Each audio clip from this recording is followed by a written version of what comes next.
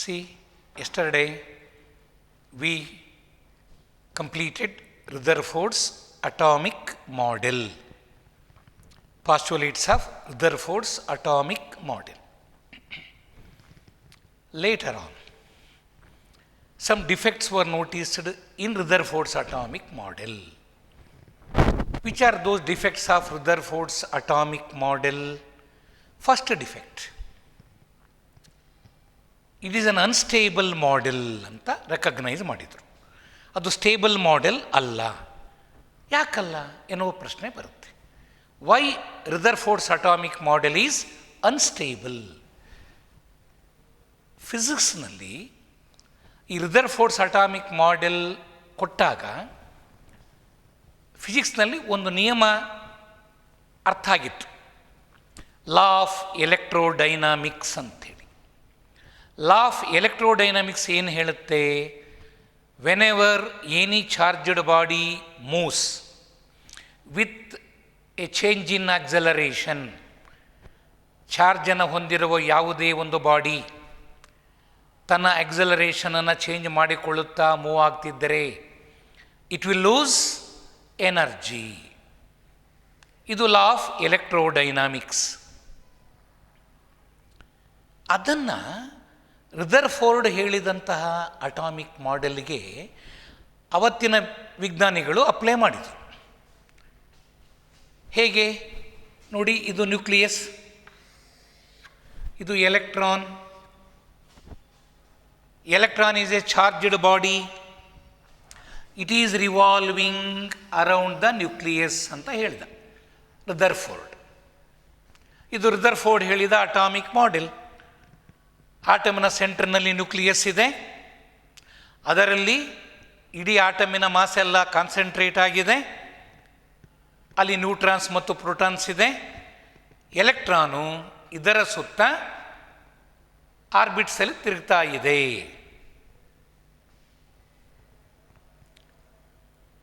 ಮತ್ತು ಇದಕ್ಕೂ ಮಧ್ಯದಲ್ಲಿ ಎಲೆಕ್ಟ್ರೋಸ್ಟ್ಯಾಟಿಕ್ ಫೋರ್ಸ್ ಆಫ್ ಅಟ್ರಾಕ್ಷನ್ ಇರುತ್ತೆ.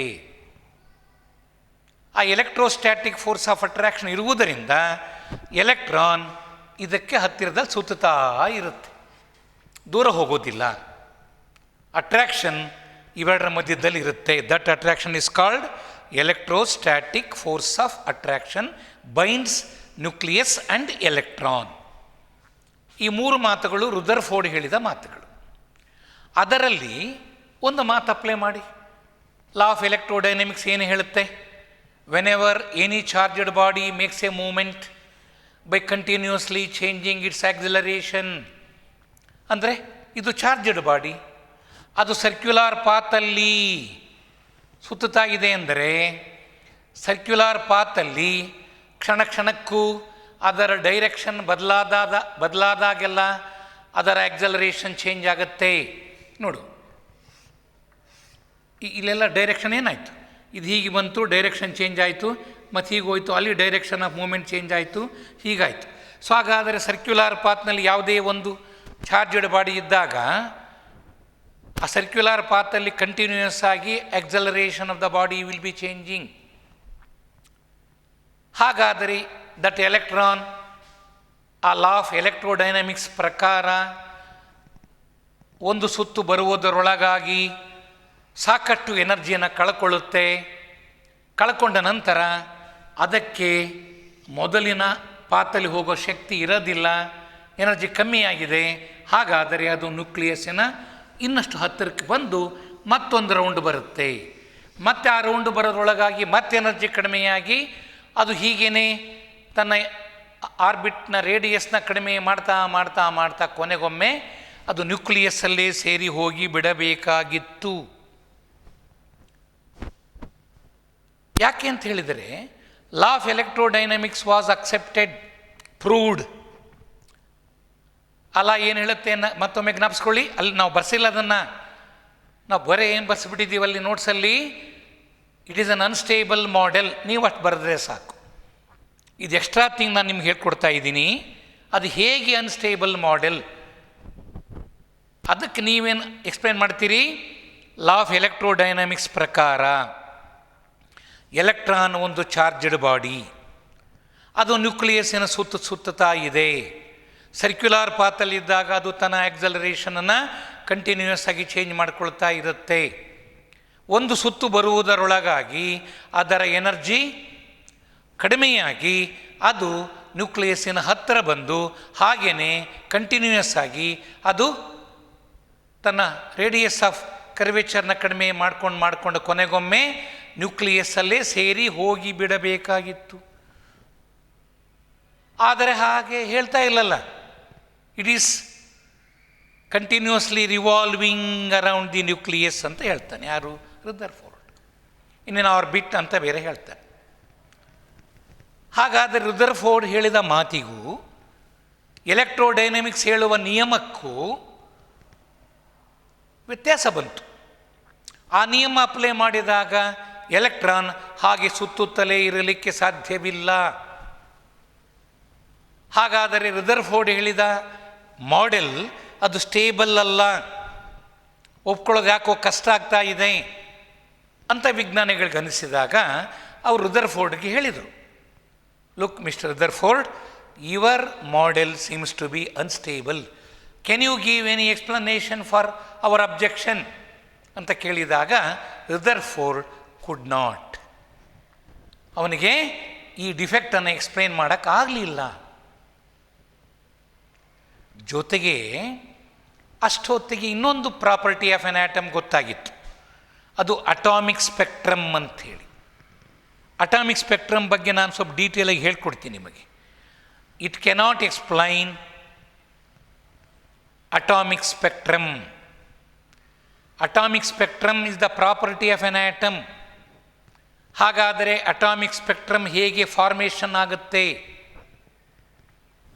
ಅದನ್ನು ಯಾರೇ ಅಟಾಮಿಕ್ ಮಾಡೆಲ್ ಕೊಟ್ಟಾಗ ಅವರು ತಮ್ಮ ಮಾಡೆಲ್ ಆಧಾರದ ಮೇಲೆ ಅಟಾಮಿಕ್ ಸ್ಪೆಕ್ಟ್ರಮ್ ಫಾರ್ಮೇಷನನ್ನು ಎಕ್ಸ್ಪ್ಲೈನ್ ಮಾಡಬೇಕು. ಮಾಡಲಿಕ್ಕಾಗಲಿಲ್ಲ ಅಂದರೆ ಆ ಮಾಡೆಲನ್ನು ಒಪ್ಕೊಳ್ಳೋಕ್ಕಾಗೋದಿಲ್ಲ. ಹಾಗಾದರೆ ಎರಡು ಸೀರಿಯಸ್ ಡಿಫೆಕ್ಟ್ಸ್. ಒಂದು, it is an unstable model. Second, it cannot explain atomic spectrum, formation of atomic spectrum. ಆ ಡೀಟೇಲ್ಸ್ನ ನಾನು ನಿಮಗೆ ನೆಕ್ಸ್ಟ್ ಕ್ಲಾಸಲ್ಲಿ ಹೇಳ್ತೀನಿ. ಆದರೆ ನೆಕ್ಸ್ಟ್ ಕ್ಲಾಸ್ಗೆ ಹೋಗೋಕ್ಕಿಂತ ಮುಂಚೆ ನಾನು ನಿಮಗೆ ಒಂದು ಸ್ವಲ್ಪ ನೇಚರ್ ಆಫ್ ಲೈಟನ್ನು ಸ್ವಲ್ಪ ಹೇಳಿ ಮುಂದ್ಕೋಬೇಕಾಗಿದೆ. ನೇಚರ್ ಆಫ್ ಲೈಟನ್ನು ನೀವು ಫಿಸಿಕ್ಸ್ನಲ್ಲಿ ಸ್ಟಡಿ ಮಾಡಿರ್ತೀರಿ, ಈಗಾಗಲೇ ಮಾತಾಡಿರಬಹುದು, ಈಗಾಗಲೇ ಫಿಸಿಕ್ಸ್ ಟೀಚರ್. ನಾನು ಇನ್ನೊಮ್ಮೆ ಅದನ್ನು ಹೇಳ್ಕೊಡ್ತೀನಿ. ಸ್ವಲ್ಪ ನಮಗೆ ಲೈಟಿನ ನೇಚರ್ ಗೊತ್ತಾದ ಮೇಲೆ ಮುಂದೆ ನಾನು ಹೇಳ್ಕೊಡ್ತಕ್ಕಂಥ ನೆಕ್ಸ್ಟ್ ಕ್ಲಾಸಲ್ಲಿ ಹೇಳ್ಕೊಡ್ತಕ್ಕಂಥ ಮಾತುಗಳು ಅರ್ಥ ಆಗುತ್ತೆ. ಆದ್ದರಿಂದ ನಾನೀಗ ನಿಮಗೆ ನೇಚರ್ ಆಫ್ ಲೈಟ್, ಬೆಳಕಿನ ಸ್ವಭಾವ, ಈ ಬೆಳಕಿನ ಬಗ್ಗೆ, ಬೆಳಕಿನ ಕಿರಣಗಳ ಬಗ್ಗೆ, ಲೈಟ್ ರೇಸ್ ಅಥವಾ ರೇಡಿಯೇಷನ್ಸ್ ಅಂತ ನಾವೇನು ಕರಿತೀವಿ, ಆ ರೇಡಿಯೇಷನ್ಸ್ ಬಗ್ಗೆ ಅನೇಕ ಪ್ರಾಪರ್ಟೀಸ್ ಇದೆ ನಮ್ಮ ಹತ್ರ. We have studied several properties of light. ಅದರಲ್ಲಿ ಕೆಲವು ಪ್ರಾಪರ್ಟೀಸನ್ನು ಎಕ್ಸ್ಪ್ಲೈನ್ ಮಾಡಲಿಕ್ಕೆ ವೇವ್ ನೇಚರ್ನ ಇಮ್ಯಾಜಿನ್ ಮಾಡಿದರು. ಇನ್ನು ಕೆಲವು ಪ್ರಾಪರ್ಟಿನ ಎಕ್ಸ್ಪ್ಲೈನ್ ಮಾಡಲಿಕ್ಕೆ ಪಾರ್ಟಿಕಲ್ ನೇಚರ್ನ ಇಮ್ಯಾಜಿನ್ ಮಾಡಿದರು. ಸೊ ಲೈಟಿಗೆ ಎರಡು ನೇಚರ್ ಇದೆ. ಒಂದು ವೇವ್ ನೇಚರ್, ಇನ್ನೊಂದು ಪಾರ್ಟಿಕಲ್ ನೇಚರ್. ಸುಮಾರು 1870 ನೋಡಿ, ಈ ಅಟಾಮಿಕ್ ಸ್ಟ್ರಕ್ಚರ್ ಬರಲಿಕ್ಕೆ ಎಲ್ಲ ಡೆವಲಪ್ಮೆಂಟ್ಸು 19th ಸೆಂಚುರಿಯ ಕೊನೆ ಭಾಗದಲ್ಲಿ ನಡೆದವು. ಅವೆಲ್ಲವೂ ಸೇರಿ ಮಾಡರ್ನ್ ಅಟಾಮಿಕ್ ಸ್ಟ್ರಕ್ಚರ್ ಬರಲಿಕ್ಕೆ ದಾರಿಯಾಯಿತು. 1850ಯಿಂದ 1900ವರೆಗೂ ನಡೆದಂತಹ ಕೆಲವು ಡಿಸ್ಕವರೀಸ್ ಏನಾಯಿತು, ಅವೆಲ್ಲವೂ ಸಹ ನಮಗೆ ಒಂದು ಅಟಾಮಿಕ್ ಸ್ಟ್ರಕ್ಚರ್ ಬಗ್ಗೆ ಕರೆಕ್ಟ್ ಐಡಿಯಾ ಕೊಡಲಿಕ್ಕೆ ಸಾಧ್ಯ ಮಾಡಿಕೊಟ್ಟು. ನೋಡಿ, 1870ನಲ್ಲಿ ಏನು ಹೇಳ್ತಾನೆ, light travels in the form of wave. ಇದನ್ನು ಎಲೆಕ್ಟ್ರೋಮ್ಯಾಗ್ನೆಟಿಕ್ ಥಿಯರಿ ಆಫ್ ಲೈಟ್ ಅಂತ ಕರೆದ್ರು. Yes, electromagnetic theory of light.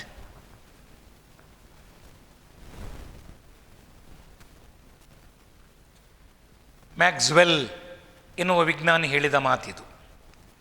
Electromagnetic theory of light, electromagnetic theory of radiation.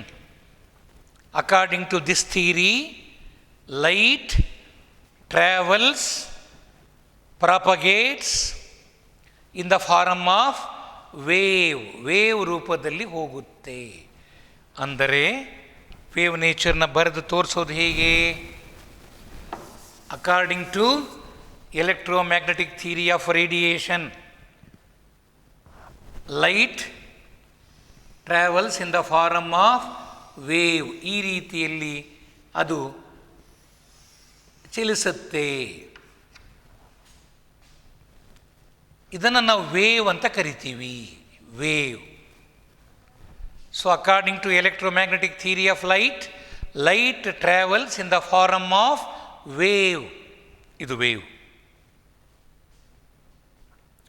ಈ ಲೈಟಲ್ಲಿ 2 ಟೈಪ್ಸ್ ವೇವ್ಸ್ ಇದೆ.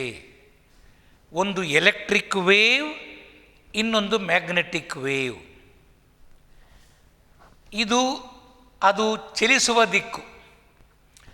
ಇದು ನಾನೇನು ತೋರಿಸಿದ್ದೀನಿ, ಇಲ್ಲಿ ಆರೋ ಮಾರ್ಕ್ ಹಾಕಿದ್ದೀನಿ. ಇದು ಆ ವೇವ್ ಯಾವ ದಿಕ್ಕಲ್ಲಿ ಚಲಿಸುತ್ತಿದೆ.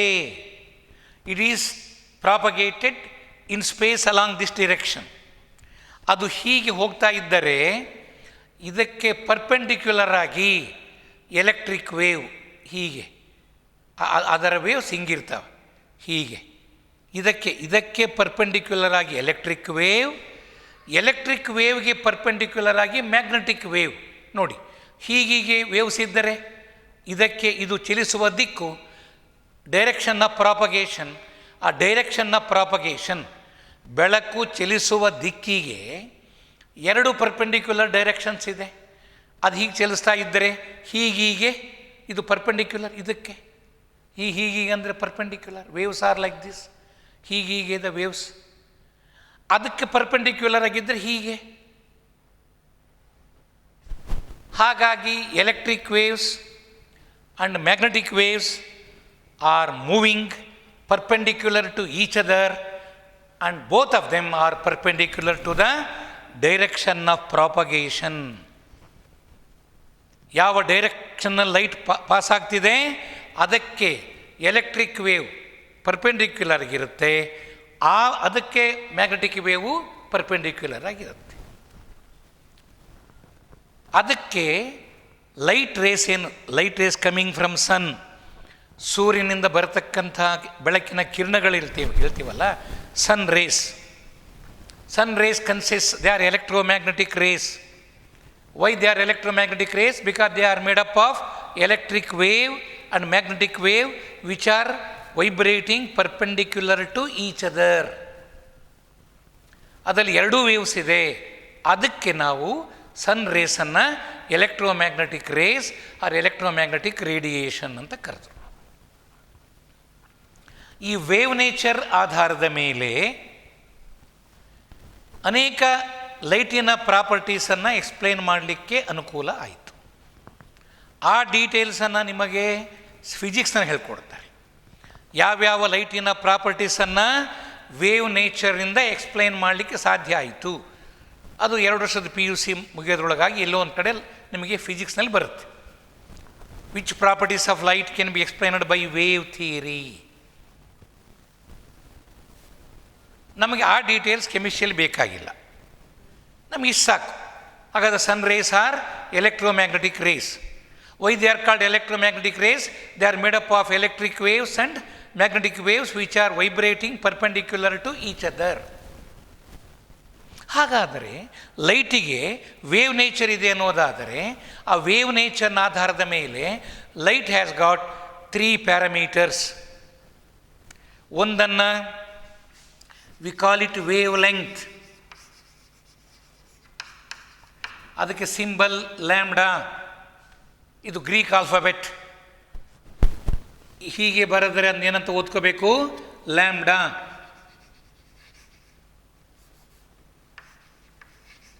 ಹೀಗೆ LAMDA ಓದ್ಕೊಂಡ್ರೆ ಸಾಕು. ಲ್ಯಾಂಬ್ಡಾ, ಇದು lambda. Lambda is the symbol to represent wave length. ಇನ್ನೊಂದು ಪ್ರಾಪರ್ಟಿ ಏನಪ್ಪ, ಫ್ರೀಕ್ವೆನ್ಸಿ ರೆಪ್ರೆಸೆಂಟೆಡ್ ಬೈ ನ್ಯೂ. ಹೀಗೆ ಇದು ಓದ್ಕೊಳ್ಬೇಕಾದ NEW. ಹೀಗೆ ಬರೆದ್ರೆ ಅದನ್ನ ಗಾಮ ಅಂತೀವಿ ನಾವು. ಹೀಗೆ ಕೆಳಗೆ ತಂದು ಅದೇ ಲೈನಲ್ಲಿ ಮೇಲೆ ಹೋಗಿ ಹಿಂಗೆ ಬರೆದ್ರೆ ಗಾಮ. ಇದು ಹಾಗಲ್ಲ, ಇದು ಹೀಗೆ ಬಂದು ಈ ಟೈಪ್ ಬರುತ್ತೆ, ಅದನ್ನು ನ್ಯೂ ಅಂತ ಕರೀತಾರೆ. ಫ್ರೀಕ್ವೆನ್ಸಿಗೆ ಸಿಂಬಲ್ ನ್ಯೂ. ಇವೆಲ್ಲ ಗ್ರೀಕ್ ಆಲ್ಫಾಬೆಟ್ಸ್. ಇನ್ನೊಂದು ವೇವ್ ನಂಬರ್, ಅದಕ್ಕೆ ನ್ಯೂ ಬರೆದು ತಲೆ ಮೇಲೆ ಹಿಂಗೊಂದು ಅಡ್ಡ ಗೀಟ್ಲಿರ್ತಾರೆ, ನ್ಯೂ ಬಾರ್ ಅಂತ ಓದ್ತಾರೆ ಅದನ್ನು. ಇದು ವೇವ್ ನಂಬರ್ ನ್ಯೂ ಬಾರ್. ಇನ್ನೊಂದು C ಅಂತ ಕರೀತಾರೆ, ಅದು velocity of light. So there are 4 parameters for light to explain nature of light: wave length, frequency, wave number, velocity of light.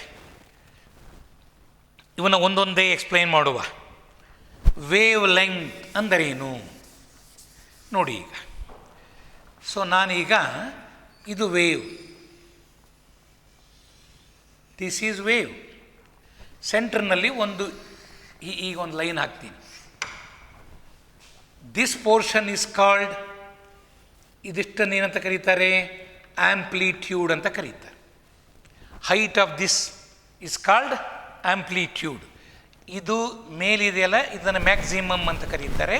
ಇದು ಮಿನಿಮಮ್ ಡಿಸ್ಪ್ಲೇಸ್ಮೆಂಟ್.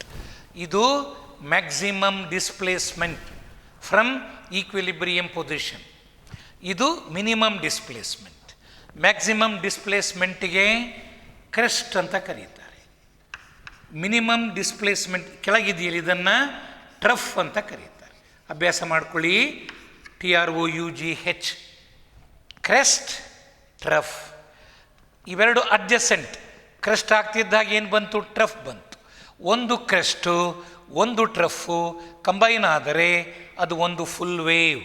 ಇಲ್ಲಿಂದ ಇಲ್ಲಿಗೆ ಒಂದು ಫುಲ್ ವೇವ್, ಈ ಪಾಯಿಂಟಿಂದ ಈ ಪಾಯಿಂಟಿಗೆ, ಮತ್ತು ಈ ಪಾಯಿಂಟಿಂದ ಈ ಪಾಯಿಂಟಿಗೆ full wave.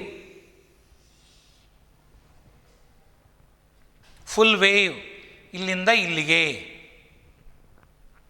Crest, successive trough. Crest trough, crest trough, crest trough. Successive, ಒಂದರ ನಂತರ ಒಂದು ಬರೋದಕ್ಕೇನಂತೀವಿ, ಸಕ್ಸಸ್ಸಿವ್. ಹಾಗಾದರೆ what is the definition of wave length?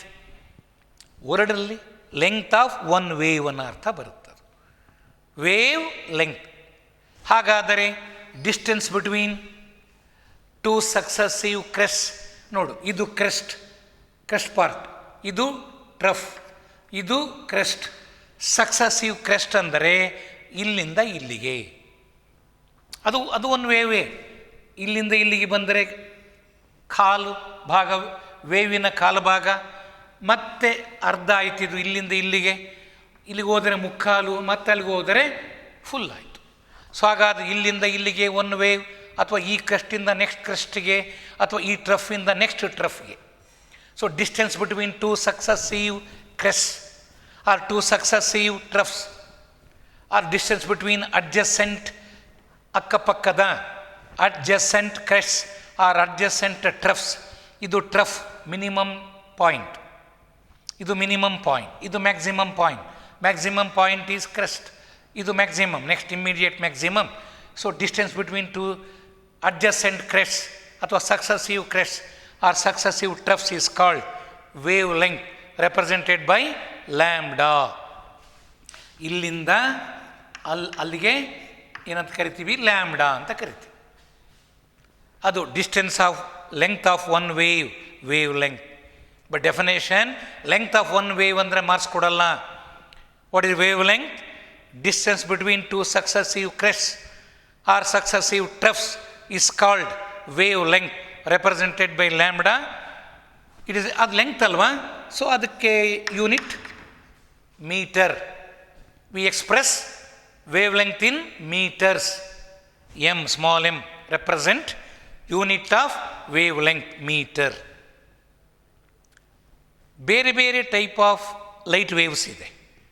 So they differ in wave length. ಒಂದು ನೇಚರ್ ಆಫ್ ಒಂದು ಲೈಟ್ಗೆ ಬೇರೆ ಬೇರೆ ಟೈಪ್ ಆಫ್ ಲೈಟ್ ವೇವ್ಸ್ ಇದೆ ಅಂತ ಹೇಳಿದೆ. ಒಂದು ಲೈಟ್ ವೇವ್ಗೂ ಇನ್ನೊಂದು ಲೈಟ್ ವೇವ್ ಇವೆರಡಕ್ಕೂ ಡಿಫರೆನ್ಸ್ ಎಲ್ಲಿ? Wave length. ಇಲ್ಲಿ ವೇವ್ ಲೆಂತ್ ಇಷ್ಟಿದೆ, ಇನ್ನೊಂದು ಹೀಗಿದೆ. ಆಗ ವೇವ್ ಲೆಂತ್ ಇಲ್ಲಿಂದ ಇಲ್ಲಿಗೆ ಅದು ಶಾರ್ಟರ್ ವೇವ್ ಲೆಂತ್, ಇದು ಲಾಂಗರ್ ವೇವ್ ಲೆಂತ್. ಇದು ವೇವ್, ಇದು ವೇವ್. ಇದು one type of light wave, ಇದು another type of light wave. The differ in wave length.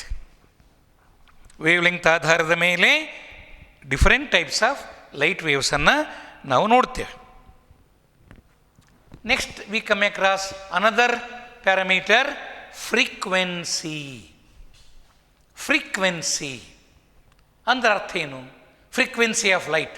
ಇದು ಹೈ ಫ್ರೀಕ್ವೆನ್ಸಿ ಲೈಟ್, ಇದು ಲೋ ಫ್ರೀಕ್ವೆನ್ಸಿ ಲೈಟ್, ಇದು ಹೈ ವೇವ್ ಲೆಂತ್ ಲೈಟ್, ಇದು low wave length light ಅಂತ ಮಾತಾಡ್ತೀವಿ. ಇವೆಲ್ಲ ಸಣ್ಣ ಸಣ್ಣ ವಿಷಯಗಳು ಮಕ್ಕಳ. ನಾವು ಇದನ್ನು ಬಹಳ ನಿಧಾನವಾಗಿ ಹೇಳ್ಕೊಡ್ತಿದ್ದೀವಿ.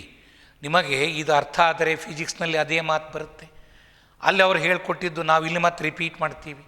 ಆಗ ನೀವು ಕನ್ಫರ್ಮ್ ಮಾಡ್ಕೋಬೇಕು, ಮತ್ತೆ ಮತ್ತೆ ಇವುಗಳ ಬಗ್ಗೆ ತಲೆ ಕೆಡಿಸ್ಕೋಬಾರ್ದು.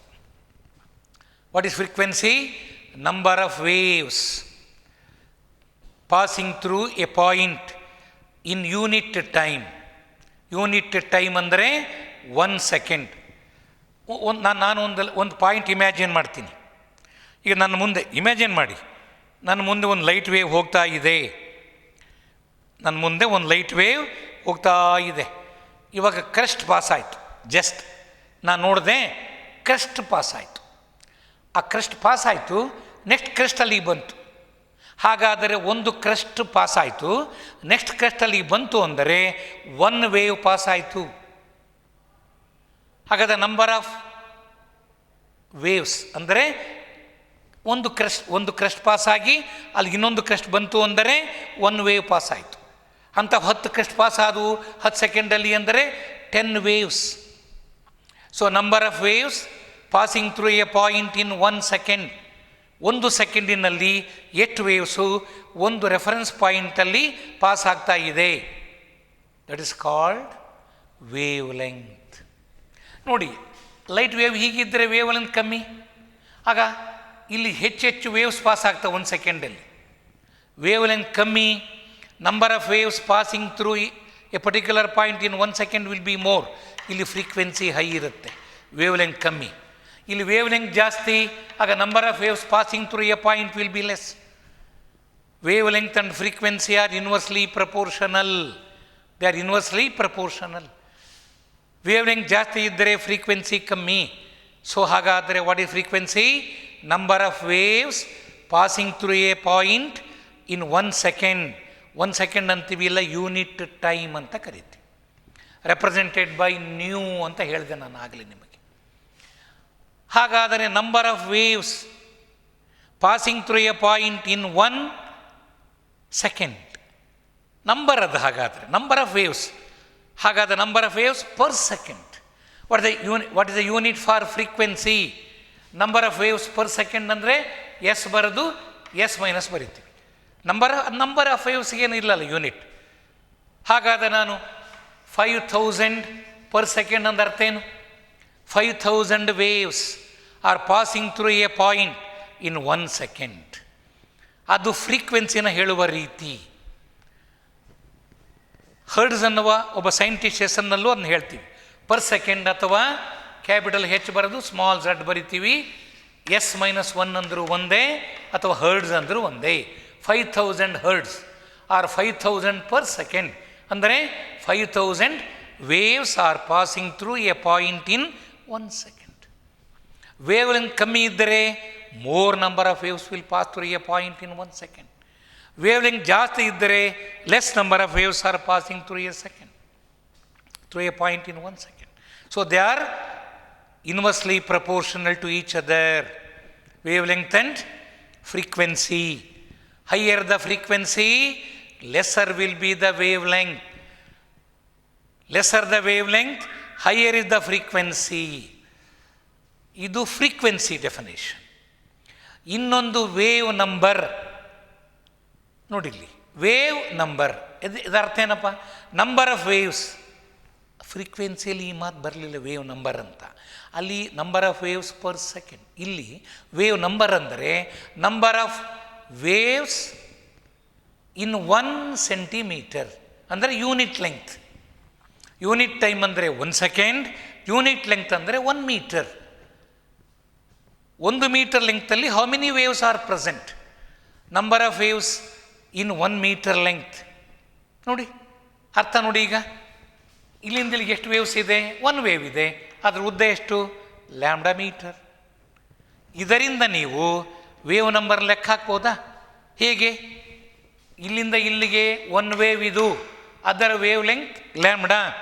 ಹಾಗಾದರೆ ಲ್ಯಾಂಬ್ಡಾ ಮೀಟರ್ನಲ್ಲಿ how many wave? 1 wave. Correct. ಇಲ್ಲಿಂದ ಇಲ್ಲಿಗೆ ಲ್ಯಾಂಬ್ಡಾ ಮೀಟರ್ ಲೆಂತ್, ಅಲ್ಲಿ ಎಷ್ಟು ವೇವ್ಸ್ ಇದೆ? ಅಲ್ಲಿ 1 ವೇವ್ ಇದೆ. ವೇವ್ ಲೆಂತ್ ಲ್ಯಾಂಬ್ಡಾ ಇದ್ದಾಗ ಅರ್ಥ ಏನು? Lambda metre is the length of 1 wave. ಹಾಗಾದರೆ 1 ಮೀಟರ್ ಲೆಂಗ್ತಲ್ಲಿ ಎಷ್ಟು ವೇವ್ಸ್ ಇದೆ? 1/λ ವೇವ್ಸ್. ಸಿಂಪಲ್ ಲೆಕ್ಕಾಚಾರ. ಹಾಗಾದರೆ what have calculated? Number of waves in a length of 1 metre, ಅದನ್ನು ವೇವ್ ನಂಬರ್. ಹಾಗಾದರೆ 1/λ ಬಂತಲ್ಲ, ಇದಕ್ಕೆ ಸಿಂಬಲ್ ಏನಂತ ಹೇಳಿದೆ ನಾನು? Nu bar. So nu bar is 1/λ. Wave number is the reciprocal of wave length. ಈಗ ರೆಸಿಪ್ರೋಕಲ್ ಆಫ್ ಎಕ್ಸ್ ಅಂದರೆ 1/x, reciprocal of Y ಅಂದರೆ 1/y, ರೆಸಿಪ್ರೋಕಲ್ ಆಫ್ ಲ್ಯಾಂಬ್ಡಾ ಅಂದರೆ 1/λ. ಹಾಗಾದರೆ nu bar is related to lambda. How? Nu bar is 1/λ.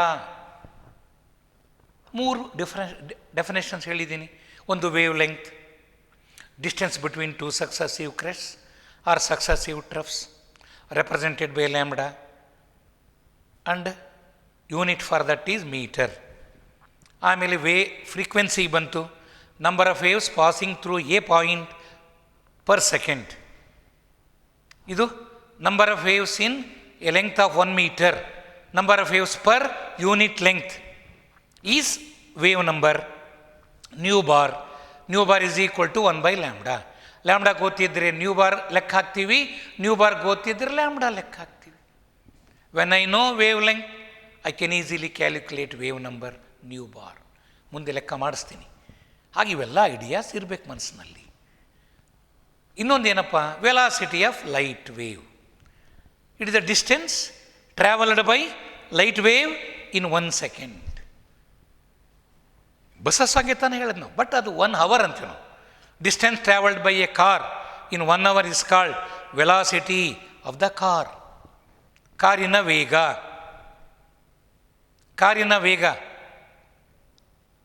ಒಬ್ಬರು car ನಡೆಸ್ತಿದ್ದಾರೆ, ಯಾವ ಸ್ಪೀಡಲ್ಲಿ ಹೋಗ್ತಿದ್ಯಪ್ಪ ಅಂದರೆ ಅವ speedometer ನೋಡಿ ಹೇಳ್ತಾನೆ 120 ಅಂತಾನೆ. ಅವು ಕಾರ್ನಾಗಿರೋರಿಗೆ ಹೆದರಿಕಾಗುತ್ತೆ. 120 km/h ಸ್ಪೀಡ್ನಲ್ಲಿ ಹೋಗ್ತಿದ್ಯಾ? ಬೇಡಪ್ಪ, ಸ್ವಲ್ಪ ಕಮ್ಮಿ ಹೋಗಪ್ಪ ಅಂತಾರೆ. ಹಾಗಾದರೆ 120 km/h ಅಂದ್ರೆ ಅರ್ಥ ಏನು? Distance travelled by the car in 1 hour is 120 km. ಇದು ನಾವು ಡಿಸ್ಟೆನ್ಸಲ್ಲಿ ಹೇಳಲ್ಲ, ಏನು ಹೇಳ್ತೀವಿ ಇಲ್ಲಿ? ಡಿಸ್ಟೆನ್ಸಲ್ಲೇ distance travelled by the car ಅಲ್ಲ, distance travelled by the light wave in 1 second. ಅಲ್ಲಿ 1 ಅವರ್, ಇಲ್ಲಿ 1 ಸೆಕೆಂಡ್. ಸ್ವಲ್ಪ ನೆನ್ಪಿಟ್ಕೊಂಡ್ಬಿಟ್ರೆ ಈ 4 definition it will be at your finger tips. ನಿಮ್ಮ ಫಿಂಗರ್ ತಲೆಯಲ್ಲ, ನಾನು ಬರೆಯಲ್ಲ ಇದಕ್ಕೆ ಉತ್ತರ, ನನ್ನ ಫಿಂಗರ್ ಬರೆಯುತ್ತೆ ಅನ್ಬೇಕು ನಾವು. So the answers are at our finger tips ಅಂತ ಮಾತಾಡೋದು ಕೇಳಿದ್ವಿ ನಾವು. ಇಂಥದ್ದು ಈಸಿ ಮಾಡ್ಕೋಬೇಕು ಸಬ್ಜೆಕ್ಟನ್ನು. ಈ ಕಣ್ಣು ಮುಚ್ಕೊಂಡು ಒಂದೊಂದೇ ಜ್ಞಾಪಿಸ್ಕೊಳ್ರಿ. What is wave length? Distance between 2 successive crests or successive troughs. What is frequency? Number of waves passing through a point in 1 second. What is wave number? Number of waves present in unit length or a length of 1 metre. Velocity distance travelled by the light wave in 1 second. ಆಗ ಅದಕ್ಕೆ unit ಏನು? Metre. ಇದು distance. 1 second per second, metre per second. Metre per second. ಇದು speed ಅಥವಾ velocity unit. ಇದು units and measurements ಓದಿದ್ದೀರಲ್ಲ, ಅಲ್ಲ ಅದೇ ಹೇಳೋದು. What is velocity? Distance travelled divided by time taken. Distance travelled by time taken. ಸ್ವಲ್ಪ difference ಮಾಡ್ತಾರೆ ಅವರು. Velocity and speed, displacement by time, distance travelled by time. ಅವನು ಸ್ವಲ್ಪ ಜ್ಞಾಪಿಸ್ಕೊಳ್ಳಿ ನೀವು. ಓಕೆ, ಸೊ ನೆಕ್ಸ್ಟ್ ಈ 4 ಆಯ್ತಲ್ಲಪ್ಪ. ಈಗ ಇವೆಲ್ಲಕ್ಕೂ ರಿಲೇಷನ್ ಇದೆ. ಒಂದು ಗೊತ್ತಿದ್ದರೆ ಇನ್ನೊಂದನ್ನು ಕಂಡುಹಿಡಿಯೋದು ಹೇಗೆ? ರಿಲೇಷನ್ ಯಾರ್ಯಾರಿಗೆ?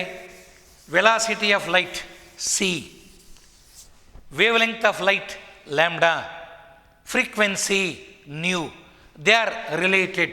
ಸಿ ಅಂದ್ರೇನು? Velocity of light. ನ್ಯೂ ಅಂದ್ರೇನು? ಫ್ರೀಕ್ವೆನ್ಸಿ. ಲ್ಯಾಂಬ್ಡಾ ಅಂದ್ರೇನು? Wave length. They are related by the equation C is equal to nu lambda. ತಮಾಷೆಗೆ ನ್ಯೂ ಅಂದರೆ ಹೊಸದು, ಹೊಸ lambda is velocity of light. ತಮಾಷೆಗೆ ಅವನ್ನ ಹೆಂಗೆ ನೆನ್ಬಿಟ್ಕೋಬೇಕು? C is equal to nu lambda. ಹಾಗಾದರೆ if I know lambda, if I know C, I can calculate frequency. If I know frequency, if I know C, I can calculate lambda. C is constant for all the types of light waves. Light ವೇವ್ಸಲ್ಲಿ ನಾನು ಹೇಳ್ತೇನೆ ಆಮೇಲೆ. Light ವೇವ್ಸಲ್ಲಿ ಅನೇಕ types ಇದೆ. ಅವೆಲ್ಲಕ್ಕೂ ಸಹ velocity of light remains same. ಅದೆಷ್ಟದು? 3 × 10⁸ metre per second. ಇದು velocity of sunlight. 3 × 10⁸ metre per second. ಇದು ಕಾನ್ಸ್ಟೆಂಟ್. ಇದನ್ನು ಯಾರು ನಿಮಗೆ ಹೇಳಲ್ಲ, ನಿಮಗೆ ನೆನಪಿರಬೇಕಿದು. ಹಾಗೆ ನಾನು ಹೇಳ್ತೀನಿ. There is a light wave of wave length 3000 angstrom. Calculate its frequency. Wave length ಕೊಟ್ಟೆ ಆಂಗ್ಸ್ಟ್ರಾಮ್ನಲ್ಲಿ. 1 ಆಂಗ್ಸ್ಟ್ರಾಮ್ ಮೀನ್ಸ್ 10⁻⁻10 ಮೀಟರ್. ಅವ್ರು ಆಂಗ್ಸ್ಟ್ರಾಮ್ನಲ್ಲಿ ಕೊಟ್ಟಾಗ ಅದನ್ನು ನಾವು ಯಾವುದಕ್ಕೆ ಕನ್ವರ್ಟ್ ಮಾಡ್ಕೋಬೇಕು? ಮೀಟರ್ಗೆ. 1 ಆಂಗ್ಸ್ಟ್ರಾಮ್ ಮೀನ್ಸ್ 10⁻⁻10 ಮೀಟರ್. ಹಾಗಾದರೆ 3000 ಆಂಗ್ಸ್ಟ್ರಾಮ್ ಮೀನ್ಸ್ 3000 × 10⁻⁻10 ಮೀಟರಿಗೆ ಕನ್ವರ್ಟ್ ಆಯಿತು. ಆಂಗ್ಸ್ಟ್ರಾಮ್ ಜಾಗದಲ್ಲಿ ಅದಕ್ಕೆ ಇಕ್ವಲೆಂಟ್ 10⁻⁻10 ಹಾಕ್ಬಿಡ್ತೀನಿ. So I have converted wavelength given in angstrom into wave length in metres. ಈಗ ನನಗೆ ಲ್ಯಾಂಬ್ಡಾ ಗೊತ್ತಾಯಿತು. ಸಿ ಎಷ್ಟು ಗೊತ್ತಿದೆ ನನಗೆ? 3 × 10⁸ ಮೀಟರ್ ಪರ್ ಸೆಕೆಂಡ್. ಅದು ಮೀಟರ್, ಇದು ಮೀಟರ್ನಲ್ಲಿದೆ. ಹಾಗಾದರೆ ವಾಟ್ ಇಸ್ ದ ಫ್ರೀಕ್ವೆನ್ಸಿ? ಈಗ ಹೆಂಗೆ ಬರೀತಿ? ಈಗ ಫ್ರೀಕ್ವೆನ್ಸಿ ಕೇಳಿದ್ದಾರೆ. Frequency equals what? C divided by lambda. Nu is equal to C by lambda. I know C, I know lambda, I substitute the values and determine frequency. Frequency ನಾಗಲೇ ಹೇಳಿದೆ, wavelength ಜಾಸ್ತಿ ಇದ್ದರೆ frequency ಕಮ್ಮಿ. ನೋಡು, ಇಲ್ಲಿ wavelength ಕಮ್ಮಿ. So number of waves passing ಯಾವಾಗ ಇದು ಕಮ್ಮಿ ಆಗುತ್ತೆ? 1 ಸೆಕೆಂಡಲ್ಲಿ 1 ಪಾಯಿಂಟಲ್ಲಿ ಪಾಸ್ ಆಗುವ ವೇವ್ಗಳ ಸಂಖ್ಯೆ ಜಾಸ್ತಿ. That is called frequency. Lesser the wave length, more the frequency. Longer the wave length, lesser the frequency. ಇಲ್ಲೇ ಗೊತ್ತಾಗುತ್ತೆ ನಮಗೆ. They are inversely proportional. They are inversely proportional. When the wavelength of the light wave is high, frequency will be low. ಇಷ್ಟು. ಇದು nature of light. ಆ ನಂತರ ಸನ್ಲೈಟಿನಲ್ಲಿ varieties ನೋಡಿ. Based on wavelength ಅಥವಾ based on frequency. Components of electromagnetic radiation ಅಂದರೆ component of rays coming from sun. ಸೂರ್ಯನ ಕಿರಣಗಳಿದಾವಲ್ಲ, ಸನ್ ರೇಸ್, ಅವನ್ನ ಎಲೆಕ್ಟ್ರೋಮ್ಯಾಗ್ನೆಟಿಕ್ ರೇಸ್ ಅಂತ ಕರಿತೀವಿ. All the different kinds of electromagnetic rays are arranged in the increasing order of wave length. Wavelength increasing ಆರ್ಡರಲ್ಲಿ ಬರೆದಿದ್ದೀವಿ ಅಂದರೆ frequency decreasing order, because they are inversely proportional. ಹಾಗಾದರೆ ಯಾವ್ಯಾವ components light ರೇಸಲ್ಲಿ ಬರುವ different types of light waves? cosmic rays. Cosmic rays. Then comes gamma rays. ನಾನು ಹೇಳಿದಲ್ಲ ನಿನ್ನೆ, alpha rays, beta rays, gamma rays, ಇವು ಲೈಟ್ ರೇಸ್. ಇವಕ್ಕೆ mass ಇಲ್ಲ, high speed ಇದೆ. ಹಾಗಾದರೆ ಕಾಸ್ಮಿಕ್ ರೇಸ್, ಗಾಮಾ ರೇಸ್. ಯಾವ ಆರ್ಡ್ರಲ್ಲಿ ಬರಿತಾ ಇದ್ದೀನಿ? Increasing order of wave length. Gamma rays have longer wave length than cosmic rays. ಇದಕ್ಕೆ ವೇವ್ ಲೆಂತ್ ಜಾಸ್ತಿ ಆದರೆ ಫ್ರೀಕ್ವೆನ್ಸಿ ಕಮ್ಮಿ. ಆದರೆ ಹೈಯೆಸ್ಟ್ ಫ್ರೀಕ್ವೆನ್ಸಿ ಯಾರಿಗೆ? Cosmic rays. ಅದು ಮೊದಲು ಬರದೆ, ಇದು ಹೈ ಫ್ರೀಕ್ವೆನ್ಸಿ. ನೆಕ್ಸ್ಟ್ ಬರೋದು ಗಾಮಾ ರೇಸ್. ನೆಕ್ಸ್ಟ್ ಬರೋದು U V rays. U V ಅಂದರೆ ಅಲ್ಟ್ರಾ ವಯೋಲೆಟ್ ರೇಸ್. ಯು ಅಂದರೆ ಅಲ್ಟ್ರಾ, ವಿ ಅಂದರೆ ವಯೋಲೆಟ್. ಆಮೇಲೆ ಬರೋದು ಈ ಗಾಮಾ ರೇಸ್ ಆದಮೇಲೆ ಇನ್ನೊಂದು ರೇಸ್ ಬರುತ್ತೆ, ಎಕ್ಸ್ ರೇಸ್ ಅಂತೇಳಿ. ಅದಕ್ಕಿನ್ನ ಫ್ರೀಕ್ವೆನ್ಸಿ ಕಮ್ಮಿ, ವೇವ್ ಲೆಂತ್ ಜಾಸ್ತಿ. ಎಕ್ಸ್ ರೇಸ್ ಒಂದಾಯಿತು. ಇಲ್ಲೇ ಬರುತ್ತೆ, ಕಾಸ್ಮಿಕ್ ರೇಸ್ ಆಗ್ತಿದ್ದ ಹಾಗೇ ಎಕ್ಸ್ ರೇಸ್, ಆಮೇಲೆ ಯು ವಿ ರೇಸ್. ಇಲ್ಲಿ ವೈಲೆಟಿಗೆ ಕನೆಕ್ಷನ್ ಇರಬೇಕು. ಇಲ್ಲಿ ವಿಸಿಬಲ್ ರೇಸ್ ಅಂತ ಬರೀತೀನಿ ನಾನು. ವಿಸಿಬಲ್ ರೇಸ್ ಅಂದರೆ ಯಾವಪ್ಪ? ಕಣ್ಣಿಗೆ ಕಾಣ್ತಕ್ಕಂಥ ಕಿರಣಗಳು. ಆ ವಿಸಿಬಲ್ ರೇಸ್ ಅಂದರೆ 7 ಬಣ್ಣಗಳ ಗುಂಪು, VIBGYOR. Visible rays consist of VIBGYOR. 7 ಬಣ್ಣಗಳ ಒಂದು ಗುಂಪೇನಿದೆ, violet, indigo, blue, green, yellow, orange, red. VIBGYOR. ಅದಕ್ಕೆ ವಯೋಲೆಟ್ಗಿಂತ ಫ್ರೀಕ್ವೆನ್ಸಿ ಜಾಸ್ತಿ, ಅಲ್ಟ್ರಾ ವಯೋಲೆಟ್. ಆ ಕಡೆ ರೆಡ್ಗಿಂತ ಫ್ರೀಕ್ವೆನ್ಸಿ ಕಮ್ಮಿ ಅನ್ನೋಕ್ಕೆ ಇನ್ಫ್ರಾ. ಅಲ್ಟ್ರಾ, ಇನ್ಫ್ರಾ ಅಂದರೆ ಕಡಿಮೆ. ರೆಡ್ಗಿಂತ ಫ್ರೀಕ್ವೆನ್ಸಿ ಕಮ್ಮಿ ಇದ್ದರೆ ಇನ್ಫ್ರಾ ರೆಡ್ ರೇಸ್. ವಯೋಲೆಟ್ಗಿಂತ ಜಾಸ್ತಿ ಅಲ್ಟ್ರಾ ವಯೋಲೆಟ್. ಆ ವಿಸಿಬಲಲ್ಲಿ ಕೊನೆಗೆ ಬರೋದು ಯಾವುದು? ವಿಬ್ಗಯಾರ್. ಅಂದರೆ ಇದೇ ಆರ್ಡರ್ನಲ್ಲಿ ಇರ್ತದೆ. ಇದು ಹೈ ಫ್ರೀಕ್ವೆನ್ಸಿ, ಇದು low frequency. Low wavelength, high wavelength. Red ಆದಮೇಲೆ ಇನ್ನೂ ವೇವ್ ಲೆಂತ್ ಜಾಸ್ತಿ ಯಾರಿಗೆ? Infrared rays. ಇನ್ಫ್ರಾರೆಡ್ ರೇಸ್ಗಿಂತ ಮೈಕ್ರೋವೇವ್ಸ್, ಆಮೇಲೆ ರೇಡಿಯೋ ವೇವ್ಸ್. ಈ ರೀತಿಯಲ್ಲಿ we arrange all the rays of electromagnetic radiation in the increasing order of wavelength or decreasing order of frequency. ನಿಮಗೆ ಈ ಆರ್ಡರ್ ಗೊತ್ತಿರಬೇಕು. ಒಂದು ಸಲ ನೋಡಬೇಕು, ಇನ್ನೊಂದು ಸರಿ ನೋಡದೆ ಬರೀಬೇಕು, ಜ್ಞಾಪಿಸ್ಕೋಬೇಕು. ತಲೆಯಲ್ಲಿ ಅದನ್ನು ಪಕ್ಕ ಮಾಡ್ಕೊಂಡ್ಬಿಡಬೇಕು. Between X rays and U V rays which have got higher frequency ಅಂದಾಗ ನಾವು ಲೆಫ್ಟಿಂದ ರೈಟ್ಗೆ ಹೋದರೆ ವೇವ್ ಲೆಂತ್ ಜಾಸ್ತಿ ಆಗುತ್ತೆ, ಫ್ರೀಕ್ವೆನ್ಸಿ ಕಮ್ಮಿ ಆಗುತ್ತೆ. ಇದು high frequency, radio waves lowest frequency. ಅದು ಹೈಯೆಸ್ಟ್ ವೇವ್ ಲೆಂತ್, ಇದು ಲೋಯೆಸ್ಟ್ ವೇವ್ ಲೆಂತ್. ಸೊ ಇದನ್ನು ಈ ರೀತಿಯಲ್ಲಿ ನಾವು ಲೈಟ್ ರೇಸ್ ಮನ್ನಲ್ಲಿ ಬರತಕ್ಕಂಥ ಡಿಫರೆಂಟ್ ಟೈಪ್ಸನ್ನು increasing order of wave length ಬರೆದಾಗ ಅದನ್ನೇನಂತ ಕರಿತೀವಿ? ಎಲೆಕ್ಟ್ರೋಮ್ಯಾಗ್ನೆಟಿಕ್ ಸ್ಪೆಕ್ಟ್ರಮ್ ಅಂತ ಕರಿತೀವಿ. What is electromagnetic spectrum? Arrangement of all the components of light rays, sun rays, electromagnetic rays in the increasing order of wavelength or decreasing order of frequency is called electromagnetic spectrum. Electromagnetic spectrum ಯಾವ type ಇದೆ? Cosmic rays, X rays, U V rays, visible rays, IR, microwaves, radio waves. ಈ type.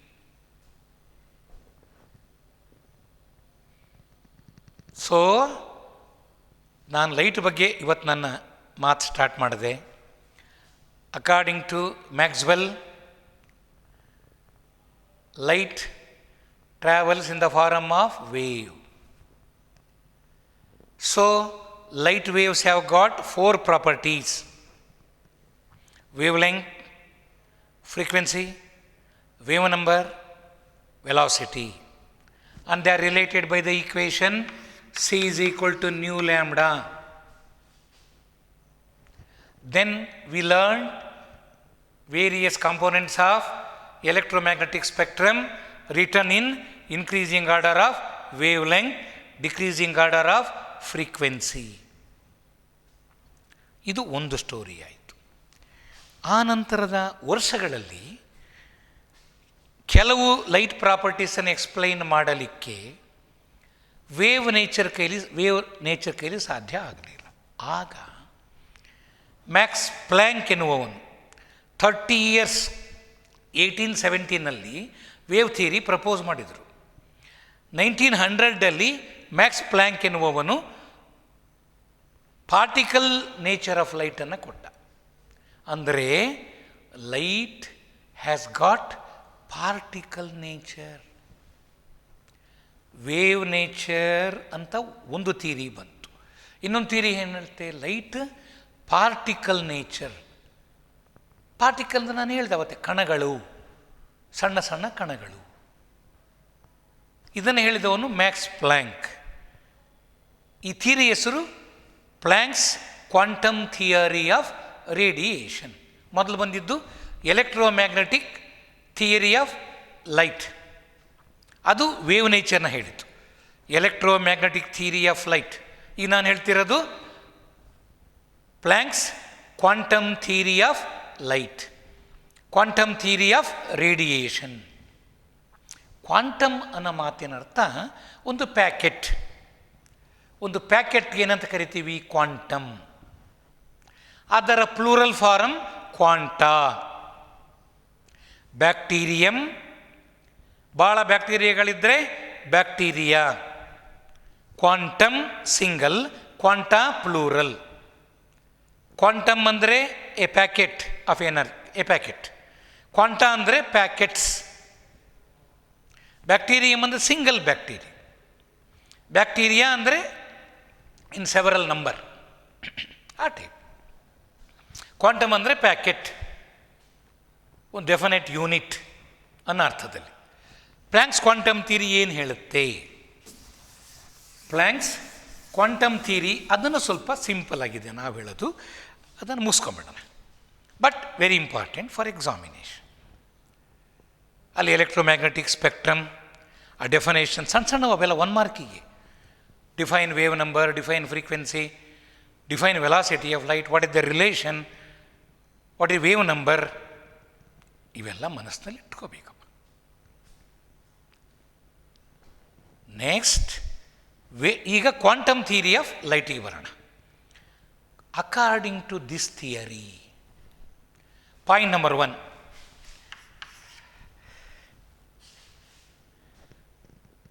radiation will be emitted. Radiation is light. Light will be emitted or absorbed. Light will be emitted or absorbed. ಒಂದು ವಸ್ತುವಿನಿಂದ ಹೊರಚಿಮ್ಮಿದ light, emitted light, ಅಥವಾ ಆ ವಸ್ತು ತಾನು absorb ಮಾಡಿಕೊಂಡ light. Radiation emitted or absorbed by a body will be always in the form of packets of energy called quanta. So light ಯಾವಾಗಲೂ ಒಂದು ವಸ್ತುವಿನಿಂದ ಎಮಿಟ್ ಆಗೋದಾಗಲಿ ಅಬ್ಸಾರ್ಬ್ ಆಗೋದಾಗಲಿ ಯಾವ ರೀತಿಯಲ್ಲಿ, ಇನ್ the form of packets called quanta. Packet by packet energy ಬರುತ್ತೆ. ಇವೆಲ್ಲ ನಮಗೆ ಹೆಂಗೆ sir ಅದು? ಈಗ ಅಲ್ಲಿ ಒಂದು ಕ್ಯಾಂಡಲ್ ಉರಿತಾ ಇದೆಯಪ್ಪ, ಇಟ್ ಇಸ್ ಎಮಿಟಿಂಗ್ ಲೈಟ್. ನಮಗೆ ಪ್ಯಾಕೆಟ್ ಬೈ ಪ್ಯಾಕೆಟ್ ಬರೋದು ನೋಡಿದ್ದೀವಿ ಏನು ನಾವು? ಇವಾಗ ಒಂದು ಪ್ಯಾಕೆಟ್ ಬಂತು, ಈಗ ಇನ್ನೊಂದು ಪ್ಯಾಕೆಟ್ ಬರ್ತಾ ಇದೆ ಅನಿಸುತ್ತಾ? ಇಲ್ಲ, ಕಂಟಿನ್ಯೂಟಿ ಕಾಣಿಸುತ್ತೆ ನಮಗೆ. ಯಾಕೆ ಅಂದರೆ rate of emission is very very fast. ನಮಗೆ ಅದು ಲೈಟನ್ನು ಎಮಿಟ್ ಮಾಡ್ತಾ ಇದೆ, ಆದರೆ ಆ ಪ್ಯಾಕೆಟ್ಸು ಎಷ್ಟು ಸ್ಪೀಡಾಗಿ ಹೊರಗೆ ಬರ್ತಾ ಇದ್ದಾವೆ ಅಂದರೆ ಒಂದು ಪ್ಯಾಕೆಟ್ಗೂ ಇನ್ನೊಂದು ಪ್ಯಾಕೆಟ್ಗೂ ಮಧ್ಯದಲ್ಲಿ ಟೈಮ್ ಇದೆಯಲ್ಲ, ಟೈಮ್ ಲ್ಯಾಗ್, ಅದು ಬಹಳ ಬಹಳ ಕಡಿಮೆ. ಅದಕ್ಕೆ ನಮಗೇನು ಅನಿಸುತ್ತೆ, ಪ್ಯಾಕೆಟ್ ಬೈ ಪ್ಯಾಕೆಟ್ ಬರ್ತಾ ಇದ್ರೂ ಅದು ಕಂಟಿನ್ಯೂಯಸ್ ಆಗಿ ಬರ್ತಾ ಇರೋ ಹಾಗೆ ನಮ್ಮ ಕಣ್ಣಿಗೆ ಕಾಣಿಸುತ್ತೆ. ಆ ರೇಟ್ ಇದೆಯಲ್ಲ, ಅವು ಪ್ಯಾಕೆಟ್ಗಳು ಹೊರಚಿಮ್ಮುವ ವೇಗ ಅವು ಅಷ್ಟು ಸ್ಪೀಡ್ ಇರುತ್ತೆ. ಆಗ ನಮಗೆ ಕಂಟಿನ್ಯೂಟಿ ಕಾಣಿಸುತ್ತೆ. But it is proved fact. ಈಗ ನಾವು ಸಿನಿಮಾದಲ್ಲಿ ಸಿನಿಮಾ ನೋಡ್ತಿರ್ತೀವಿ, ನಮ್ಮ ಕಣ್ಮುಂದೆ ಅಲ್ಲಿ ಒಂದು ಏನೋ ಪಿಕ್ಚರೈಸ್ ಆಗ್ತಾ ಇದೆ, ಆಗ ನಮಗೆ ಒಂದೊಂದೇ ಪಿಕ್ಚರ್ ಬರ್ತಾ ಇದೆ ಅಲ್ಲಿ. ಆದರೆ ಎಷ್ಟು ಜೋರಾಗಿ ಆ ಪಿಕ್ಚರ್ಗಳು ಓಡ್ತಾ ಇದ್ದಾವೆ ಆ ಸ್ಕ್ರೀನಿನ ಮೇಲೆ ಅಂದರೆ, ನಾವು ಆ ಫಿಲಮ್ ನೋಡಿದರೆ, ಯಾವ ಫಿಲಮ್ನ ನಾವು ಅಲ್ಲಿ ನೋಡ್ತೀವಿ, ನಾವು ಯಾವ ಫಿಲಮ್ ಹಿಂಗೆ ಹರಿದು ಹೋದಾಗ ಒಂದು ಫಿಲಮ್ ಹಿಂಗೆ ಹೋಗ್ತಾ ಇರ್ತದೆ. ಈ ಫಿಲಮ್ನ ನೋಡಿದಾಗ ನಮಗೆ ಒಬ್ಬರು ಡ್ಯಾನ್ಸ್ ಮಾಡ್ತಾ ಇದ್ದಾರೆ. ಈ ಫಿಲಮ್ನಲ್ಲಿ ನೋಡಿದರೆ ನಮಗಿಲ್ಲಿ ನಾವು ನಿಲ್ಲಿಸಿ, ಅದನ್ನು ಪ್ರೊಜೆಕ್ಟರ್ನ ನಿಲ್ಲಿಸಿ ನಾವು ನೋಡಿದರೆ ಇಲ್ಲಿ ಫೋಟೋದಲ್ಲಿ ಒಬ್ಬರು ಡ್ಯಾನ್ಸ್ ಮಾಡ್ತಿದ್ದಾರೆ, ಅವ್ರ ಕೈ ಹೀಗಿದೆ. ನೆಕ್ಸ್ಟ್ ಫೋಟೋದಲ್ಲಿ ಅಲ್ಲೇ ಸ್ವಲ್ಪ ಇದ್ದಂಗೆ ಕಾಣಿಸುತ್ತೆ. ಸುಮಾರು ಒಂದು 10-6 ಫೋಟೋ ಆದಮೇಲೆ ಕೈ ಇಲ್ಲಿ ಬಂದಿರುತ್ತೆ ಆ ಫೋಟೋಗಳಲ್ಲಿ. ಹಾಗೇ ನೋಡಿ ಅದು ಇಲ್ಲಿ ಬಂದಿರುತ್ತೆ. ಹಾಗಾದರೆ ಈ ಫೋಟೋಗಳು ಫಾಸ್ಟಾಗಿ ನಮ್ಮ ಕಣ್ಣು ಮುಂದೆ ಹೋದಾಗ ಅವರ ಕೈ ನೀಟಾಗಿ ಹಿಂಗೆ ಮೂಮೆಂಟಲ್ಲಿರೋದು ಕಾಣಿಸ್ತು ನಮಗೆ. ಬಟ್ ಅದೇ ಆ ಫಿಲ್ಮು ನಿಧಾನವಾಗಿ ಒಂದೊಂದೇ ಚಲಿಸಿದರೆ ನಿಧಾನವಾಗಿ ನಮಗೆ ಒಂದು ಚಿತ್ರದಲ್ಲಿ ಆ ಡ್ಯಾನ್ಸರ್ ಕೈ ಇಲ್ಲಿರ್ತತೆ, ಇನ್ನೊಂದು ಚಿತ್ರದಲ್ಲಿ ಇಲ್ಲಿರ್ತತೆ, ಹಿಂಗೆ ಒಳ್ಳೆ ಬ್ರೇಕ್ ಡ್ಯಾನ್ಸ್ ಮಾಡಿದಂಗೆ ಕಾಣಿಸುತ್ತೆ. ಆದರೆ ಅದು ಫಾಸ್ಟ್ ಮೂಮೆಂಟ್ ಇದ್ದಾಗ ಕಂಟಿನ್ಯೂಟಿ ಆಫ್ ಮೂಮೆಂಟ್ ಕಾಣಿಸುತ್ತೆ. ಈ ನಮ್ಮ ಪ್ಲ್ಯಾಂಕ್ಸ್ ಕ್ವಾಂಟಮ್ ಥಿಯರಿ ಹೇಳೋದು ಅದನ್ನೇ. Light is emitted or absorbed by a body in terms of packets of energy called quanta. Second ಪಾಯಿಂಟಲ್ಲಿ ಕಂಟಿನ್ಯೂ ಮಾಡ್ತಾನೆ, ಎನರ್ಜಿ ಆಫ್ ಈಚ್ ಕ್ವಾಂಟಮ್, ಪ್ರತಿ ಒಂದು ಪ್ಯಾಕೆಟ್ ಆಫ್ ಎನರ್ಜಿ ಇದೆಯಲ್ಲ, it is directly proportional to frequency of that emitted light or absorbed light. They are directly proportional. ಅಂದರೆ ಅರ್ಥ, directly ಅಂದಾಗ ಇದು ಜಾಸ್ತಿ ಆದರೆ ಇದು ಜಾಸ್ತಿ ಆಗುತ್ತೆ, ಅದು ಕಮ್ಮಿ ಆದರೆ ಇದು ಕಮ್ಮಿ ಆಗುತ್ತೆ. ಇನ್ವರ್ಸ್ಲಿ ಅಂದರೆ ಅರ್ಥ, ಇದು ಜಾಸ್ತಿ ಆದರೆ ಇದು ಕಮ್ಮಿ. ಈ ಡೈರೆಕ್ಟ್ಲಿ ಅಂತ ಹೇಳ್ತಿದ್ದೀನಿ. ಸೊ ಆದರೆ ಫ್ರೀಕ್ವೆನ್ಸಿ ಜಾಸ್ತಿ ಇದೆ ಅಂದರೆ ಆ ಲೈಟಿನ ಎನರ್ಜಿನೂ ಜಾಸ್ತಿ. ಹಾಗೆ ಪ್ರಪೋರ್ಷನಲ್ ಮಾರ್ಕ್ ಬರೆದಾಗಲೆಲ್ಲ ಒಂದು ಅಭ್ಯಾಸ ಮಾಡ್ಕೋಬೇಕು. ಈಕ್ವಲ್ಸ್ ಹಾಕಿ ಅಲ್ಲಿ ನಾವು ಒಂದು ಕಾನ್ಸ್ಟೆಂಟ್ ಬರಿತೀವಿ. ಇಲ್ಲಿ constant is h nu, is equal to H nu ಅಂತ ಬರೆದೆ. ಇದನ್ನು ಹೇಳಿದ ಮಹನೀಯನ ಹೆಸರು ಪ್ಲ್ಯಾಂಕ್. ಇದನ್ನು ಪ್ಲ್ಯಾಂಕ್ಸ್ ಕಾನ್ಸ್ಟೆಂಟ್ ಅಂತ ಕರೆದು. ಸೊ ಲೈಟಿನ ಎನರ್ಜಿನ ಫ್ರೀಕ್ವೆನ್ಸಿನ ಕಂಡುಹಿಡಿದು ಎನರ್ಜಿ ಬೈ ಫ್ರೀಕ್ವೆನ್ಸಿ ಲೆಕ್ಕ ಹಾಕಿದಾಗ ಹೆಚ್ಚು ಬೆಲೆ ಬಂತು. Energy of packet divided by frequency of the packet ಕಂಡುಹಿಡಿದಾಗ ಹೆಚ್ಚು ಬಂತು. H was constant. That value is 6.626 into 10⁻⁻34 JS, joule second ಅಂತ. ಜೆ ಅಂದರೆ ಜೋಲ್, ಎಸ್ ಅಂದರೆ second. So H is equal to H nu. ಇದು ಪ್ಲ್ಯಾಂಕ್ಸ್ ಈಕ್ವೇಷನ್ ಅಂತ famous. Quantum equation. E is equal to h nu. E and nu are directly proportional and constant is Planck's constant h. If I know frequency, I can calculate energy of that packet or quantum by knowing value of h. ಇವೆಲ್ಲ ಲೆಕ್ಕ ಮಾಡುವ ನಾವು ಆಮೇಲೆ. ಎರಡನೇ point ಆಯ್ತಿದು. ಒಂದು point ಆಯಿತು, ಎರಡನೇ point. ಮೂರನೇ ಪಾಯಿಂಟ್ ಏನು ಹೇಳ್ತಾನೆ ಅಂದರೆ, energy is emitted or absorbed in terms of whole number multiples of quanta. Whole number multiples of quanta ಅಂದರೆ ಒಂದು ಲೈಟ್, ಒಂದು ಬಾಡಿ ಲೈಟನ್ನು ಎಮಿಟ್ ಮಾಡಿತು. ಆದರೆ ಬಂದ ಲೈಟು ಅಷ್ಟೊಂದು ಪ್ರಕಾಶಮಾನವಾಗಿರಲಿಲ್ಲ, ಅದು ಸ್ವಲ್ಪ ಮಂಕಾಗಿತ್ತು, ಅಷ್ಟೊಂದು ಪ್ರಕಾಶತ್ವ ಅದಕ್ಕಿರಲಿಲ್ಲ. ಆಗ ನಾವು ಹೇಳ್ತೀವಿ ಅದರ ಫ್ರೀಕ್ವೆನ್ಸಿ ಕಮ್ಮಿ, ಎನರ್ಜಿನೂ ಕಮ್ಮಿ. ಭಾಳ ಪವರ್ಫುಲ್, ಕಣ್ಣು ಕೋರೈಸುವ ಬೆಳಕಾದರೆ ಅದು ಹೈ ಎನರ್ಜಿ ಲೈಟ್. ಹಂಗೆ ವ್ಯತ್ಯಾಸ ಕಾಣುತ್ತೆ ನಮಗೆ. ನಾವು ವಿಬ್ಗಯಾರ್ ಇದೆಯಲ್ಲ, VIBGYOR red light low frequency, ಮೊದಲಿರೋದು ಹೈ ಫ್ರೀಕ್ವೆನ್ಸಿ. ವೈಲೆಟ್ ಲೈಟ್ ನೋಡಿದರೆ ನಮ್ಮ ಕಣ್ಣು ಕುಕ್ಕುತ್ತೆ, ರೆಡ್ ಲೈಟ್ ನೋಡಿದರೆ ಅಷ್ಟೊಂದು ಕಣ್ಣು ಕೋರೈಸೋದಿಲ್ಲ, ಕುಕ್ಕೋದಿಲ್ಲ. ಯಾಕೆ ಅಂದರೆ ಅದು ವೇವ್ ಲೆಂತ್ ಕಮ್ಮಿ, ಫ್ರೀಕ್ವೆನ್ಸಿ ಕಮ್ಮಿ, ಎನರ್ಜಿನೂ ಕಮ್ಮಿ. ವಿಬ್ಗಯಾರಲ್ಲಿ R has longer wave length, ಅಂದರೆ higher wavelength, lesser frequency. When the frequency is less, energy is less. Energy of red light is less than energy of violet light. E is equal to h nu. Whole number multiples ಅಂದರೆ ಅರ್ಥ, energy of ಒಂದು ಯಾವುದೋ ಟೈಮ್ನಲ್ಲಿ ಒಂದು ವಸ್ತು emit ಮಾಡಿದ ಪ್ಯಾಕೆಟ್ಟಿನ energy, emit ಮಾಡಿದ ಕ್ವಾಂಟಮಿನ energy 1 into h nu, 1 h nu, ಅಥವಾ it may be 2 h nu. Whole number multiples, ಇದು ಹೋಲ್ ನಂಬರ್ಸ್, ಪೂರ್ಣಾಂಕಗಳು, whole numbers, multiples of this. ಇದರ 1ರಷ್ಟಿರಬಹುದು, 2ರಷ್ಟಿರಬಹುದು, 3ರಷ್ಟು, 4ರಷ್ಟು.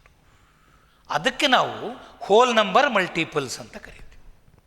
ಹಾಗಾದರೆ ಇದು 3 h nu ಇರಬಹುದು. ಜನರಲಾಗಿ ಏನು ಬರ್ಬಿಡ್ತೀವಿ, E is equal to n h nu, where n is number of packets emitted. ಅಲ್ಲಿ 10 packet emit ಆಯಿತು ಅಂದರೆ ಒಂದೊಂದು ಪ್ಯಾಕೆಟಿನ ಎನರ್ಜಿ h nu, 10 ಪ್ಯಾಕೆಟಿನ ಎನರ್ಜಿ ಎಷ್ಟು ಒಂದು n ಬೆಲೆ 10 ಹಾಕ್ತೀನಿ, h ಗೊತ್ತಿದೆ, ನ್ಯೂ ಗೊತ್ತಿದೆ, ಕ್ಯಾಲ್ಕುಲೇಟ್, ನನಗೆ ನ್ಯೂ ವ್ಯಾಲ್ಯೂ ಕೊಟ್ಟು, h ಕೊಡಲ್ಲ, ನೆನಪಿರುತ್ತೆ ನಮಗೆ, ನ್ಯೂ ವ್ಯಾಲ್ಯೂ ಕೊಟ್ಟು there are 20 quanta, calculate energy of 20 quanta ಅಂತ ಕೊಟ್ಟರೆ ಎನ್ ಬೆಲೆ 20, ಎಚ್ ಬೆಲೆ ಅಲ್ಲಿದೆ, ನ್ಯೂ ಬೆಲೆ ಅವ್ರು ಕೊಟ್ಟಿರ್ತಾರೆ, ಸಬ್ಸ್ಟ್ಯೂಟ್ ಮಾಡಿ ಎನರ್ಜಿ ಕಂಡುಹಿಡಿತೀವಿ. ಒಂದೇ ಕ್ವಾಂಟಮ್ಗಾದರೆ E is equal to 1 h nu, 1 ಬರೆಯಲ್ಲ, E is equal to h nu. 2 ಕ್ವಾಂಟಮ್ಗಾದರೆ E is equal to 2 h nu. n ಕ್ವಾಂಟಾಗಾದರೆ n h nu, where n is number of quanta present in that packet of energy. ಈ ರೀತಿಯಲ್ಲಿ 3 ಮಾತಿನಲ್ಲಿ ಹೇಳಿದ ತನ್ನ ಥಿಯರಿನ. So ಹಾಗಾದರೆ light has double behaviour. It behaves as wave, it also behaves as particle. ಎರಡನ್ನು ಸೇರಿಸಿದರೆ ಡ್ಯುಯಲ್ ನೇಚರ್ ಅಂತ ಕರೆಯುತ್ತಾರೆ. ಹಾಗಾದರೆ ಡ್ಯುಯಲ್ ನೇಚರ್ ಹೆಂಗೆ ಇಮ್ಯಾಜಿನ್ ಮಾಡ್ತೀವಿ, ಆ ಪಾರ್ಟಿಕಲ್ಸ್ ಆಫ್ ಲೈಟ್ ಇದೆಯಲ್ಲ, packets of light, they travel in the form of wave ಅಂತ ಇಮ್ಯಾಜಿನ್ ಮಾಡಿ. Dual nature of light, those particles, so ಅವು ಪಾರ್ಟಿಕಲ್ಸೂ ಹೌದು, those particles get propagated in the form of wave. So that is called dual nature of light. Light has got both particle nature and wave nature. Particle nature and wave nature. ಈ ರೀತಿಯಲ್ಲಿ ನಾನು ನಿಮಗೆ nature of light ಬಗ್ಗೆ ಮಾತನಾಡಿದ್ದೀನಿ ಇವತ್ತು. ಇಷ್ಟನ್ನು ನೀವು ನೋಟ್ಸಲ್ಲಿ ಓದಿ confirm ಮಾಡ್ಕೊಳ್ಳಿ. ನೆಕ್ಸ್ಟ್ ಕ್ಲಾಸಲ್ಲಿ ನಾನು ಇದು ಬ್ರಿಡ್ಜ್, ಇದು ಮುಂದೆ ಕಲಿಯಬೇಕಾಗಿದ್ದಕ್ಕೂ ಹಿಂದೆ ನಾನು ಎಲ್ಲಿ ನಿಲ್ಲಿಸಿದ್ದೀನಿ, ರೆದರ್ಫೋರ್ಡ್ಸ್ ಡಿಫೆಕ್ಟ್ಸ್ ಹೇಳಿ ನಿಲ್ಲಿಸಿದ್ದೀನಿ. ರೆದರ್ಫೋರ್ಡ್ ಮಾಡೆಲಿನ defects, unstable model, it cannot explain spectrum of an atom. ಈಗ ನಾನು ಎಲ್ಲಿ ನಿಲ್ಲಿಸಿದ್ದೆ ಅಲ್ಲಿಗೆ ಕನೆಕ್ಷನ್ ಕೊಡ್ತೀನಿ ನೆಕ್ಸ್ಟ್ ಕ್ಲಾಸಲ್ಲಿ. ಅಟಾಮಿಕ್ ಸ್ಪೆಕ್ಟ್ರಮ್ ಅಂದರೇನು ಅದನ್ನು ಎಕ್ಸ್ಪ್ಲೈನ್ ಮಾಡಲಿಕ್ಕೆ ರೆದರ್ಫೋರ್ಡ್ಸ್ ಮಾಡೆಲ್ ಕೈಲಾಗಲಿಲ್ಲ. ಹಾಗಾದರೆ ವಾಟ್ ಇಸ್ ದಟ್, ಆಟಮಿನ ಸ್ಪೆಕ್ಟ್ರಮ್ ಎಂದರೇನು ಅದನ್ನು ಹೇಳಿಕೊಟ್ಟು, ಅದು ಅರ್ಥ ಮಾಡಿಕೊಂಡ ಮೇಲೆ ಇನ್ನೊಂದು ಥಿಯರಿ, ಹೊಸ ಥಿಯರಿ ಬಗ್ಗೆ, ರೆದರ್ಫೋರ್ಡ್ ಮಾಡೆಲ್ ಫೇಲ್ ಆಯ್ತಲ್ಲ, ಹಾಗಾದರೆ ಅಟಾಮಿಕ್ ಸ್ಪೆಕ್ಟ್ರಮ್ನ ಎಕ್ಸ್ಪ್ಲೈನ್ ಮಾಡೋಕ್ಕೆ ಫೇಲ್ ಆಯ್ತಲ್ಲ, ಅದನ್ನು ಎಕ್ಸ್ಪ್ಲೈನು ಮಾಡಬೇಕು ಮತ್ತು ಆಟಮಿನ ಸ್ಟೆಬಿಲಿಟಿ ಎಕ್ಸ್ಪ್ಲೈನ್ ಮಾಡಬೇಕು. ಅದಕ್ಕೋಸ್ಕರ ಇನ್ನೊಂದು ಥಿಯರಿ, ಅದನ್ನು ಓದಿದ್ದೀರಿ ನೀವು, ಬೋರ್ಸ್ ಥಿಯರಿ. ಸೊ ನಾನು ನೆಕ್ಸ್ಟ್ ಕ್ಲಾಸ್ ಹೇಗಿರುತ್ತೆ, ಹಾಗಾದರೆ ಅಟಾಮಿಕ್ ಸ್ಪೆಕ್ಟ್ರಮ್ ಅಂದರೇನು, ಮತ್ತು ಅದನ್ನು ಎಕ್ಸ್ಪ್ಲೈನ್ ಮಾಡಲಿಕ್ಕೋಸ್ಕರ ಬಂದಂತಹ ಬೋರ್ಸ್ ಥಿಯರಿ ಮತ್ತು ಬೋರ್ಸ್ ಥಿಯರಿಯನ್ನು ಉಪಯೋಗಿಸ್ಕೊಂಡು ಅಟಾಮಿಕ್ ಸ್ಪೆಕ್ಟ್ರಮ್ನ ಎಕ್ಸ್ಪ್ಲೈನ್ ಮಾಡೋ ರೀತಿ. ಇದು ನಮ್ಮ ಮುಂದಿನ ಕ್ಲಾಸ್. ಹೀಗೆ